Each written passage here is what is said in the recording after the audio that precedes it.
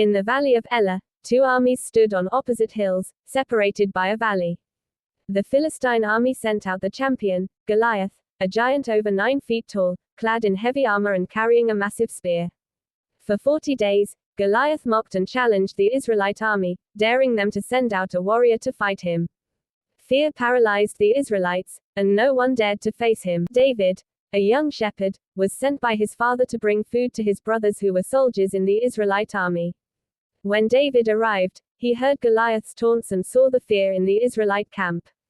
His heart burned with righteous anger at the giant's defiance of God's people. David was brought before King Saul. He declared that he would fight Goliath.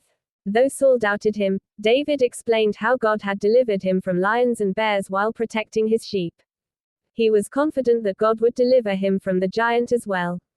Saul agreed and offered his armor, but David chose to fight without it, carrying only his sling and 5 smooth stones from a brook. David approached Goliath, who mocked him for being young and unarmed. But David replied with faith, proclaiming that he came in the name of the Lord Almighty and that God would deliver Goliath into his hands. As Goliath advanced, David ran toward him, slung a stone, and struck the giant on the forehead. The stone sank into Goliath's head, and he fell face down to the ground. David rushed forward, took Goliath's sword, and cut off his head. Seeing their champion defeated, the Philistines fled in fear, and the Israelites pursued them, securing a great victory. David's faith and courage, empowered by God, had triumphed over impossible odds.